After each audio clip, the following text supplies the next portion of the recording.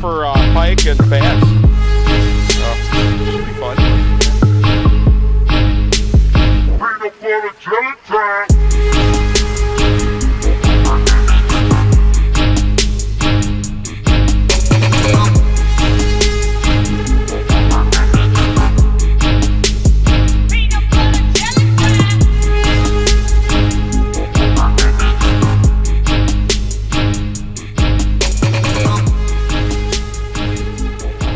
Welcome, friends. You're watching Bobbin with Babes. I'm your host, Tony Bobbin. I'm out here with Ken Kozak. Beautiful day up here in Lake Geneva, Wisconsin. You bet. The William Guy FORBECK Research Foundation. We are supporting their ice fishing tournament. We're fishing for a cure today. Only $50 to get in. Yeah, beautiful day. Wonderful, no wind. We got single-digit weather out here, but no wind, so good day. Yeah. We lost one so far. Yeah. At least they're biting. Yeah, Orlando had a good bite there. Yeah. And so did Kristen, and we lost it. Anyways, let's talk a little bit about the kind of bait we're using today. Sure, we're going for some northern pike. We're out, got tip-up set up with some herring bait. Why herring? Bait. Why herring? They prefer a big, large bait. Herring are a larger fish, so they're going to eat a smelt or a herring, or something called a Cisco. All right. So what I could find was herring, so we got and that's pretty common up here in Wisconsin. You can find that anywhere. Well, you can find it in Illinois. You can get that bait anywhere. Yeah. Usually any bait store is going to have it for you, frozen, set aside, and you set them up simply on a tip-up. Let it go down about 5-6 feet deep, just below the ice, because you want the pike to raise up from the bottom and come up and eat the bait from the bottom where he's swimming along. So hopefully we have some luck with that. And as you know, I'm very new to all this. I've never even done ice fishing, so this is kind of fun. The little poles that you're using, so you're saying that we can, if we get lucky, we catch a good northern pike about yay big with what we got? Yeah, hopefully we get one that's about 36 inches or bigger. All right. That's what we're going for. That's a tournament winner. That's what we're looking for. Hopefully Orlando, after he's done eating his Cheetos, will be able to help us with that. Yeah. All right, everybody, don't go away. From Lake Geneva, Wisconsin, I'm Tony Bobbin. I'm Ken Kozak. We got a 33. So. Got a 30, 33, 26. Yeah. We'll be splitting up the cash 5 ways. Yeah, exactly. Yeah. Good job, Joey. You caught a fish.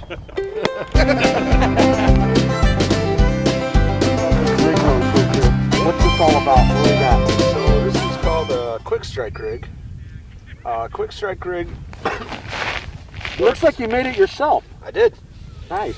This is a homemade quick strike rig. You just simply watch some obvious YouTube videos online, and what happens here is when the fish grabs the pole or the line and turns to take off and run,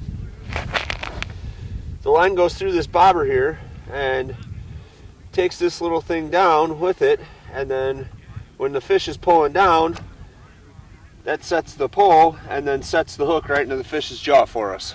Very MacGyver. So, bam, we get a good hook set up. These are really good for walleye. Right now, today, we're using them for northern pike. So, so far, it's working pretty good for us. Yeah. We're catching a couple. Yep. So the action's just starting to heat up. Stay tuned. Thank you. We got a table set up over there with sandwiches, drinks and snacks. Okay. And then in the screen and porch up at the clubhouse, there's box sandwiches. Okay. So if you guys make it that way, grab a sandwich, use the restroom, warm up a little bit, grab a drink. And Beautiful. yeah, so with this lake here, the way it sits, so this used to be just swampland. And about 30 years ago, the DNR put a dam over here, and so that's what flooded it. So it's pretty much over here, it's like a 5-6 foot flat. Okay. With pretty weedy, and then back here it goes into marshland, that's state-owned land, so it's only like 3 feet deep back here. Okay. And there's a little current that pulls through here because that dam pulls water and it's sucking it from back there in that swampland, and it flows through. Okay. And in this area right here in the summer, the wind will be blowing to the east, and your boat will drift to the west because there's a slight current from this water. The water's sucking in there. Yep. Okay. All right, sweet.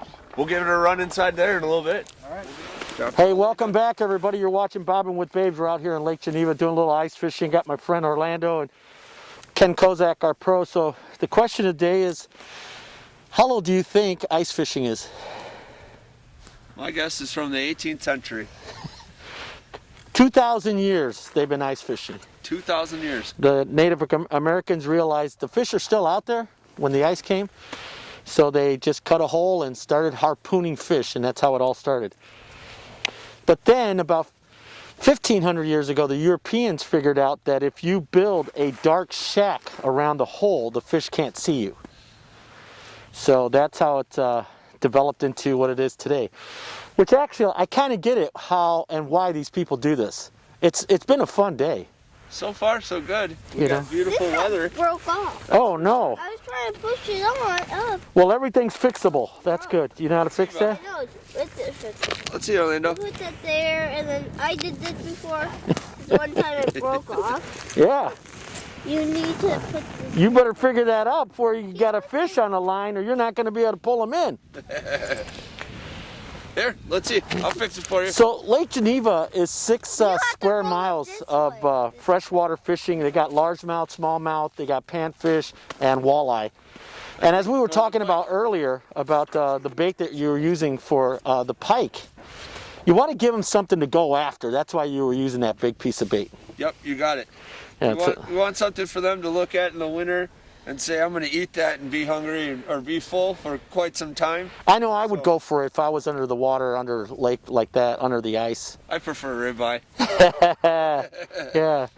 5,400 square acres of good fishing up here, and I hear it's extremely, like when you fish during the summertime, you can like see the bottom. It's amazing. Gin clear water up here in Lake Geneva. It's a beautiful lake.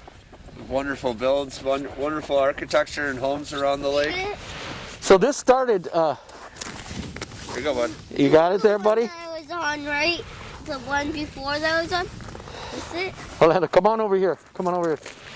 So this all started about 1835. Two guys set up a post up here off the trail, Clybourne and Dobson. And it was actually a trail from here to Chicago. Really? And then they built the train system up here, and somewhere about 1836, the first family, I think it's the Carringtons, set up their home here. And 1912 is when Lake Geneva became Lake Geneva. It was called something different I think it was Spring Valley Waterfall, something like that. The Potawatomi Indians were in this area. They had moved north after the Black Hawk War in 1832 when they defended the United States against the British. And the English settlers pushed them up, and they ended up here. You're doing good there. You're doing good there.